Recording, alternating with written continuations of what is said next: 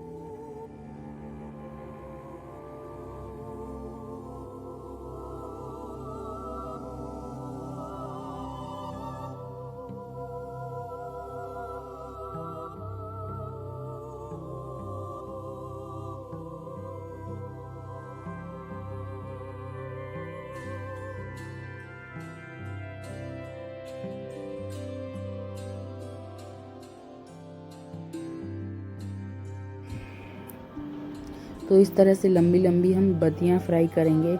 याद रखें आप कोई भी चीज़ को तेज़ गैस करके नहीं फ्राई करें, नहीं तो वो अंदर से कच्ची रह जाएगी। तो मैंने बत्तियाँ भी फ्राई कर ली हैं। बत्तियाँ का ऐसा सोला नहीं है, लेकिन कॉम्बिनेशन रहता है मीठा और चरखा बनाने का, तो बेसन के साथ ये सब चीज़ें बनती हैं। तो ये मैंने बना ली हैं, क्योंकि साल भर के जो बड़े बड़े त्यौहार होते हैं उसमें मैं कर लेती हूँ। और जो पूजा पाठ में मेरा नहीं टाइम सेट हो पाता तो मैं मिठाई से भी भोग लगा के पूजा करती हूँ। भगवान भावना के भूखे रहते हैं, ऐसा नहीं है कि प्रॉपर आप इतना ही सब कुछ बनाओ, लेकिन मेरी खुशी से मैंने ये सब चीज़ें करी थी। तो मुझे लगा मुझे आपके साथ ये सब कुछ भी शेयर करना चाहिए। तो अभी मैं यहाँ की जो बची हुई है उसकी पूड़ी टाइप की बेल के उसको काट दूँगी।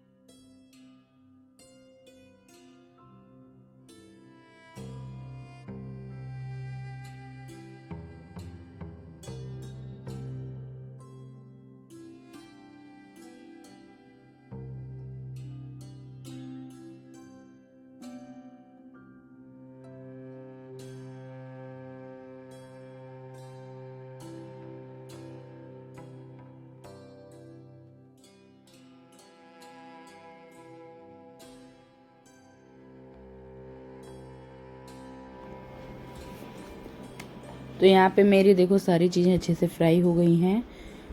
मैंने 2 झारे ले लिए थे जिसको झरिया बोलते हैं। इससे तो अच्छे से निकल नहीं रहा था, इससे चलाने का काम कर रही थी मैं। और साइड में जो ऊपर रखा है उसको मैं, और फिर मैं यहाँ भगवान जी का सारा भोग बना कर रेडी कर दी हूँ। चाय बन रही है मेरी, क्योंकि बहुत टाइम हो गया था मेरे को काम करते करते। ये सब कुछ मैंने फ्राई कर लिया है और अभी चलते हैं पूजा करने के लिए।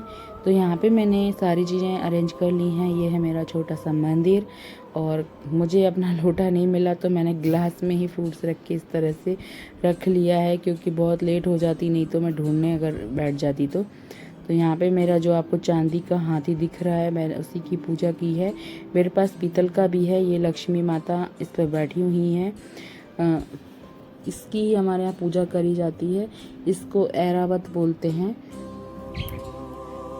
तो ये मैंने दीपक जला लिए हैं। मैंने यहीं से सारे ये नए दीपक परचेज़ किए हैं।